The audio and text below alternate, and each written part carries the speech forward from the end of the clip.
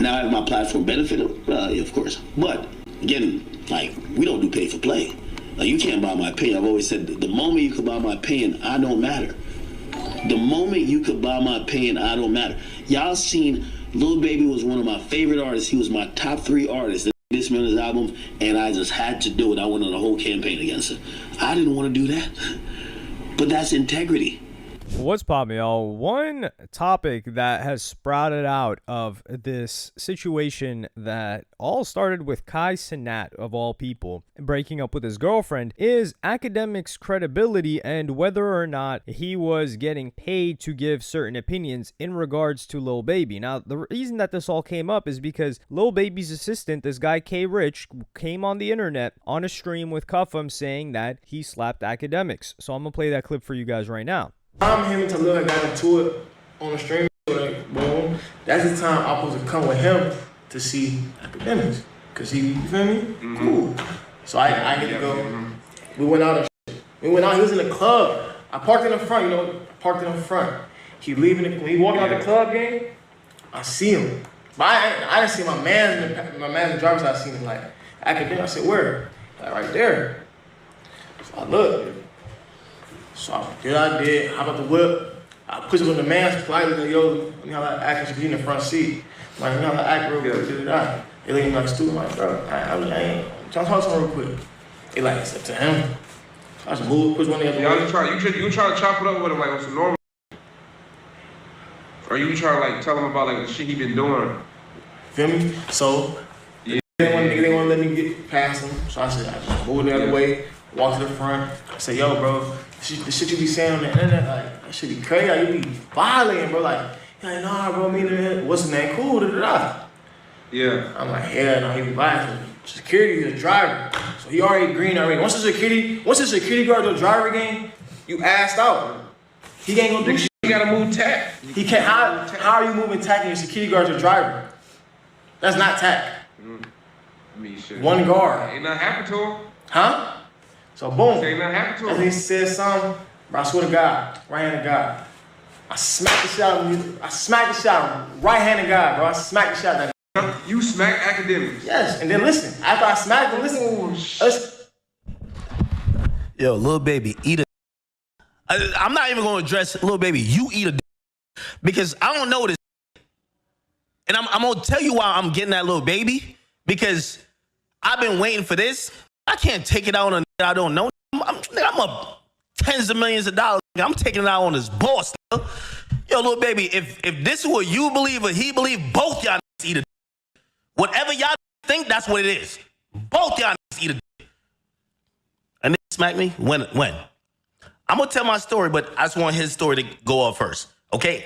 I'm not going to address him too much. Akademiks held back on speaking on this incident since March of 2025. That's when this happened, March 17th or so. But as you saw in the opening clip, Akademiks was saying that he would never take pay for anything. And one of the people, and one of many people that aren't fans of Akademiks, they would go on social media, mainly X, and start saying, yo, this guy said he would never get paid. And he says, a man who just said he was paid $30K not to slander Lil Baby's album. He can't keep up with all the lies. So to be completely fair here, we have to go to where Akademiks admitted to getting paid in the first place. And we have to give some important context. So before Wham! The album came out, Akademiks had no personal, well, he did have a personal issue with Lil Baby and a personal gripe with Lil Baby in a similar vein to the personal gripe that he had with Nav. So when Akademiks has a personal issue with people, he will trash the music no matter what. That's just what he does. And he did that for Nav a lot, as opposed to someone that was a natural born hater of Nav, at least for the early parts of his career. Me, my hand is raised. Akademiks went in on Nav on anything he dropped. And even when he was beefing with Meek Mill, Akademiks would admit that, yo, Meek Mill's dropping some of the best music of his life right now. This is after Meek Mill was independent. But he was going to say, yeah, you know I'm not talking about that. I'm holding my tongue because I don't want to support him whilst we have personal issues, especially things that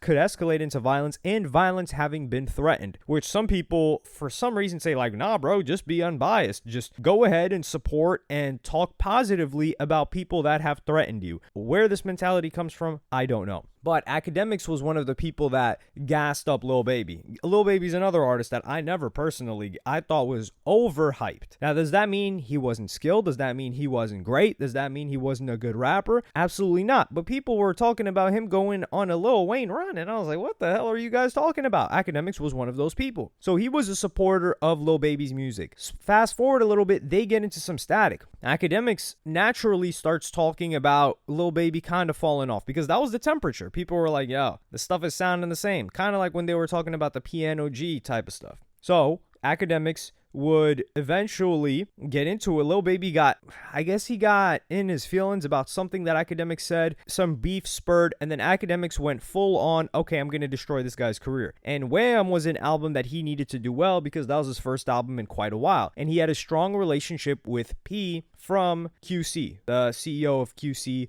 Quality Control, which is the record label for Lil Baby. So Akademiks admitted to getting paid 30 bands to fall back, which is an important distinction. And I'm going to play you guys that clip right now. Yo, Lil Baby, you and your team paid me $30,000 to keep quiet about your motherfucking album.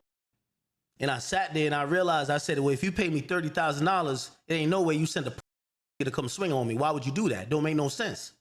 $30,000 you could pay for a hit. Why the fuck would you send a nigga to come swing on me for pennies and to clean your balls in your drawers and then pay me $30,000 and I got the receipts. I posted just. Why would you pay me afterwards? Because y'all whole demeanor was an act. You pulling this wave, and I said, I'll fall back. I said, I can't lie to this, but I'll fall back. And y'all paid me to do it. Y'all paid me. And I will show anything because I'll give it back to the companies that gave it to me. But that was some.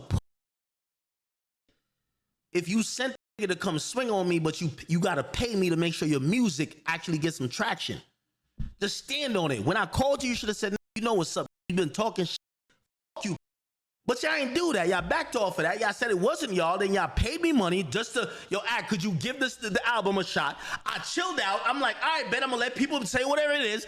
I say, you know what? That can't be Baby. Like, I found a couple songs I like. I start supporting it. I start going up with it. And then now I'm finding out in the 10th inning, yo, Baby,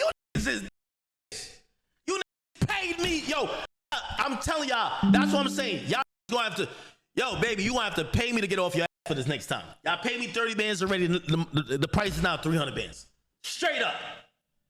This is out of how furious he was and how angry he was at now believing that it was Lil Baby who set up the situation for him to have a slap attempt made at him and, harm done to him at that night on March 16th or 17th, 2025. Now, a lot of people started to spin this as him getting paid. A lot of people started to spin this as payola. A bunch of incorrect words being thrown around. Number one, payola is specifically towards radio. So, for someone, and it's illegal. So, to directly pay for radio placement is illegal. That's what they were alleging people were doing during a certain time. And now there's like newer payola, which is, or not now. Now there's like playlists and relationships, but there was also, oh, hey, let's buy a bunch of ads on this radio station. And if we buy a bunch of ads and we're Columbia Records and we're like, hey, can you guys spin this? They're more likely to say, hey, these are one of our biggest ad spenders. They buy a lot of tickets for shows for us. They give us a bunch of stuff. Yeah, scratch your back, or you scratch our back, we'll scratch yours. That type of a situation. Akademiks is a blog. Think about like a digital magazine. So this is not news. Ever since maybe 2000, ever since 6ix9ine, he's done consulting for record labels, and he has also been paid to post artists on his page, on his Instagram page. That is not giving his opinion. So he'll post and he'll be like, yo, what do you guys think? Is this hard or is this not? That's similar to taking an ad out on The Source or XXL or any of these magazines that people talk about. Similar thing that No Jumper was doing for a very long time. So that's not his opinion being bought. And also another angle you could take is he had a relationship with P. And what they told him to do was to hold off on giving his opinion until after the first week's sales came out, until after people formulated their own opinion, because they understand that Akademiks could, in theory, spark a narrative. And it's really just adding fuel to an already existing narrative, which is the quote-unquote Lil Baby fell off narrative. But people are trying to make it seem that Akademiks' opinion was bought here. If his opinion was bought, now he admits that he got paid by P from QC, 30 bands. So if his opinion was bought, you would say that, okay, well, that means he probably said that the album was great, right? No, that's not really what happened. And Akademiks haters aren't going to be fair and go out and show what he actually said. So I'll do it because I don't have anything personal against the guy. I don't dislike the guy, and I'm not friends with the guy. So I'm going to play you guys his opinion on the Lil Baby album. Y'all ain't even at where Aubrey and even K-Bots are at. Y'all are like much. So I just want to tell all y'all Lil Baby fan pages trying to do something, please, y'all need to get y'all numbers up because it's looking pathetic. Second of all, let's just get down to the meat and potatoes. This Lil Baby album that was dropped was garbage. We got to keep it a bean. Didn't sound good. Didn't look good, but I do want to give credit to QC. Shout out to my man, of course, P over there, and I'll even give credit to Lil Baby. Hey, when I'm a big artist and I'm starting to fall off, my label's supposed to make me look good, and that's what they did. This Lil Baby album didn't sound sonically well. He didn't sound like he's back. It sounded like a man without a country, a man trying to make things happen, and I'll go into a qualitative review if you guys want me to, but it wasn't a good album. It was bad, okay? Now, again, I do have unrealistic expectations for him, and I've said this to Pete. I've said this, and I'll continue saying this, because I've compared Lil Baby to Prime Wayne, and that's a very tough comparison to make. I've taken back that comparison. Lil Baby, in reality, is never going to be Wayne. Lil Baby's Lil Baby, okay? Me even thinking that he could go on a run like Wayne was me having some, hoping to see history being made again. The reality of the fact is this new album, it lacks so many things. It lacks originality. It lacks a cohesive message that he promised in interviews. It lacks soul. It lacks all of the things that we thought he was going to bring. It's a weak album. It's an album propped up by features. This is DJ Khaled. It's a DJ Khaled album, except you got Khaled rapping this time, and that's Lil Baby. I'm sorry to tell y'all. So I don't know if y'all want me to tell y'all different, but it is what it is. It's not that good of an album. Now, I'm going to be honest with you. I think Lil Baby, if he's going to be honest with himself, and if he gets mad at this, me and we talked on the phone. He got my number. We could text each other. He texted me not too long ago. But I'm going to be honest with music. I'm taking all personal out of it. I'm being honest with music. I think Lil Baby should be in a finding himself period, because there's something that people are looking for you from that they're not getting. I don't know how to help you find it. This ain't got nothing to do with Gunna. This is something that people are looking within you for, whether it's growth, whether it's evolution, whether it's maturity in terms of what you're rapping about, or whether it's clarity about what you've been through that they're not getting. That's just the reality about it. If you listen to the album, you're going to see Dumb, Dumb, and Dumber, probably one of the better tracks on there, and it's because we get a Thug verse.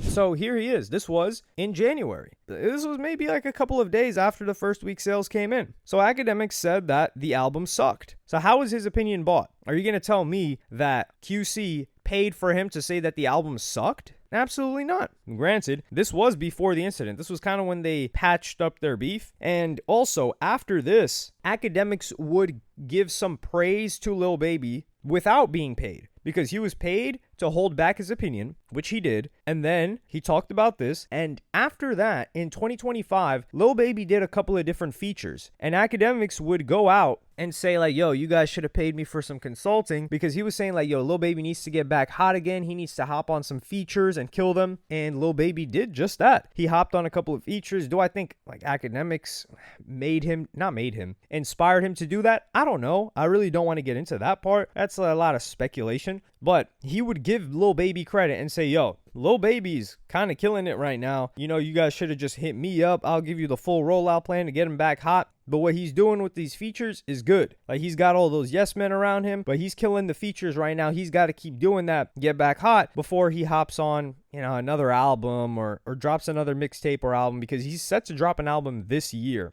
from what we've heard so far. And this opinion was given after March, so when Akademiks should, in theory, have the most frustration with Lil Baby. But he said he talked to Lil Baby on the phone and there was no issue with it. And he's also clarified that he has never been paid $1 by Drake, because if there's anybody that we are likely to believe, hey, Akademiks, are you getting paid by this guy to give a positive opinion on him? It would be Drake, because even the people from Kendrick Lamar's camp asked him in person when he went to the Kendrick show. They were like, yo, how much is Drake paying you? Is he paying you? And Akademiks has admitted he has never been paid a dime by Drake. He's not going to lie about this, because he didn't lie about the QC situation. He's like, yo, you guys paid me. And even before this, because people are going to try to act like this was some sort of news that just came out, Akademiks has said he's done a lot of business with QC and they've paid him a lot of money. He's also talked about doing business with Roc Nation, which was paying for Meek Mill's album promotion. So that's nothing new either. And he had beef with Meek Mill at the time. So I think this is personally